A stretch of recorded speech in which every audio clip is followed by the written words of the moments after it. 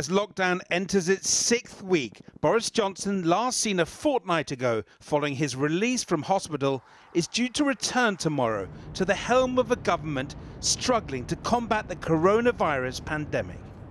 The Prime Minister's imminent return has coincided with reports that the government plans to quarantine passengers arriving at British airports and ports for 14 days, something many other countries implemented weeks ago.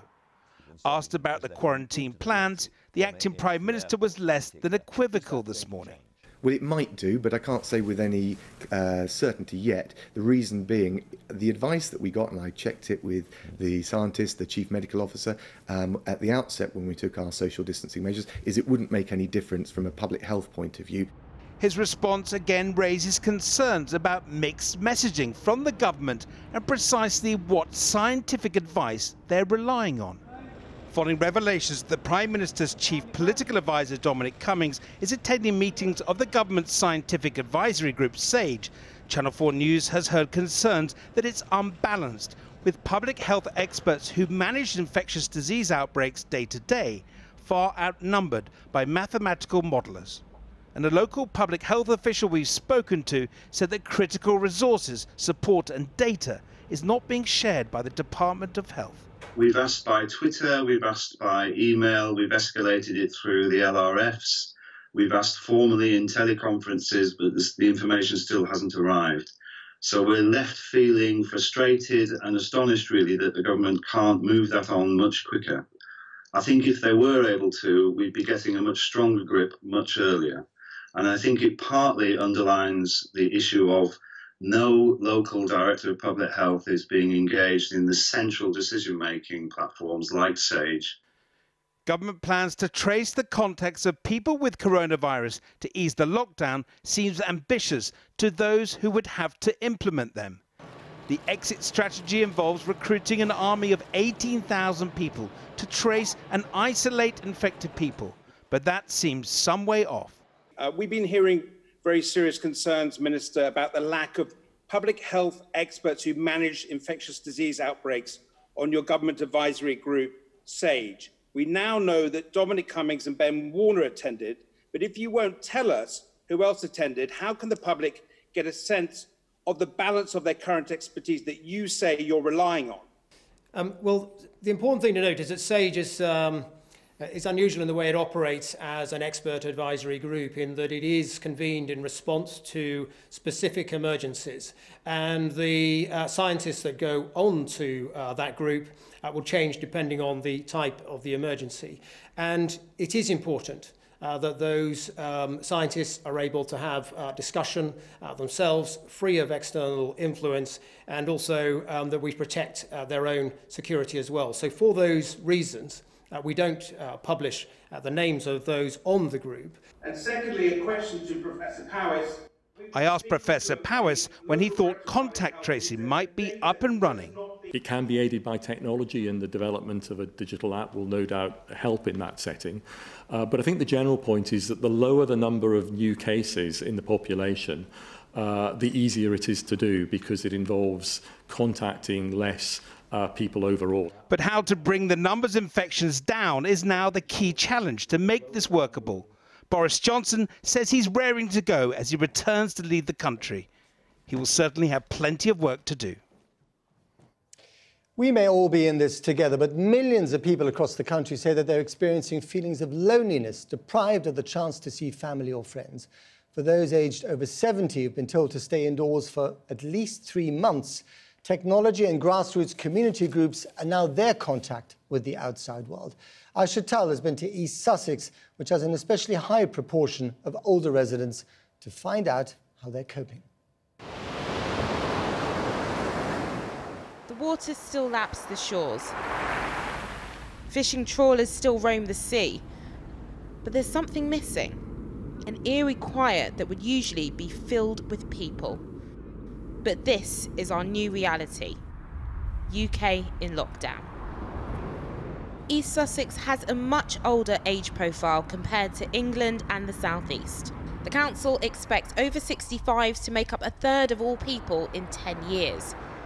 Gillian Stevens lives in a flat overlooking the sea. She lives by herself. Her family live in other parts of the UK and Europe. She's recovering from cancer and had 2 treatments cancelled because of coronavirus.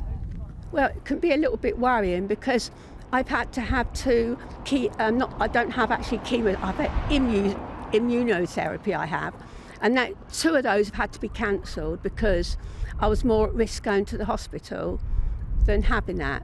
But they are ringing me again on the 6th of May and it'll be looked at again. So whether I'll start again on the 6th of May with the therapy, I don't really know. Just down the road, Alan and Daphne are also adapting to life in isolation. How are you guys finding lockdown? It's getting a bit heavy going now. We feel like prisoners a bit. Alan said the other day, what does today hold? And it holds pretty much the same as it has held for the last month, you know. They're used to having their family around often to visit. I miss them, we miss them very much because we visited quite a bit and they visited us. And you wouldn't think so looking at us, but we do have great-grandchildren. And we miss them, yeah. We've never experienced anything like it before and nobody has, have they? So it is weird, it's a different way of life completely. We're picking up now as we're sort of 3-4 weeks in, an awful lot of loneliness. People are calling, they definitely want to have conversations with people. And I would say that the over 70s here are fiercely independent, and we have an amazing community network of groups. And I think that sudden loss of that independence is really difficult. The picture in this community is mostly rosy, with volunteers filling in the gaps and checking in. But across the country, this isn't necessarily the case. The aged charities that we spoke to said they're seeing rising numbers of calls for help. Since the crisis, Age UK told us their advice line has had an unprecedented number of calls, seeing an 88% increase so far. But it's not just mental health and loneliness that are big issues with people over 70. There are concerns about physical health. A month of lockdown has passed, and this group in Seaford are in relatively good spirits. Though they haven't seen friends and family, technology is keeping them busy. Before the lockdown, I think I was on level 6 of Candy Crush. I'm now on level 1,399. And we hear it every day. Now, the 40th London Marathon was meant to take place today, but the organisers have launched a 2.6 challenge to raise millions of pounds for charities, asking people to create their own activity based around the numbers 2 and 6 in their back gardens or front rooms. The public, as well as celebrities, including Stephen Fry, Shane Warne and Jessica Ennis-Hill, have risen to the occasion. Our sports reporter, Jordan Jarrett Bryan, reports. Today, 26 is the magic number. The world's most famous long-distance race, the London Marathon, a course length of 26 miles, was supposed to be taking place today, the 26th, through the streets of the capital. Due to the lockdown, it's now been postponed until October. But the organisers have refused to let thousands of charities, who will be raising millions of pounds, miss out. The 2.6 challenge is to try and encourage the country to get active and to help save the UK charities. The whole idea of the 2.6 challenge was allow all charities, small, large, to get involved, to get their supporters involved. Challenges undertaken range from 26 star jumps dressed as a ladybird to swimming 26 laps in a homemade swimming pool. But the serious side to today is trying to get as close to the £66 million raised last year. The research says that small charities, unless something is done in the next 3 to 6 months, 1/3 of small charities could go to the wall. I am going to take up the 2.6 challenge to help save Britain's charities. Celebrities including Trevor Nelson, Gabby Logan and Gareth Bale all joined social media to show the world their unique attempts at the 2.6 challenge. Paralympic wheelchair tennis player Lucy Shuker is also doing her bit and understands the importance the 2.6 challenge has for small charities like the one she supports. My 2.6 challenge is to volley 26 times against the wall with a sponge ball just to raise some awareness that I'm a wheelchair tennis player and I want to support Path to Success because they've been supporting me. Amazing charity, empowering women with a disability to achieve great things. And Sharifa J was all set to swap her glamour look for her sporty look. Today, I would have been running for the first time the London Marathon. So I'm not doing that today. Obviously, it's been postponed until October. So instead, I'm going to be doing the 2.6 challenge. My challenge today was juggling for 26 seconds, which was actually a lot harder than I thought it was going to be. She still managed to join in on the fun, raising money for her chosen charity. Calm have had a 37% increase in their calls lately, and they are a suicide prevention line. So people need Calm now more than ever, but without the funding, they're not going to be able to continue doing their work. With the UK in lockdown for over a month, today's challenge has lifted much of the nation's spirits and put some smiles on faces, whilst also raising money for those who need it the most. Now, 5 weeks into the lockdown, the country has been staying indoors, only venturing outside for a bit of exercise once a day, or the occasional essential bit of shopping.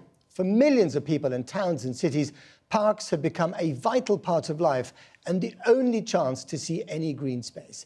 We've been to East London's Victoria Park to see how people are spending their daily exercise time with the necessary social distancing and how this crisis is changing our relationship with the public spaces around us.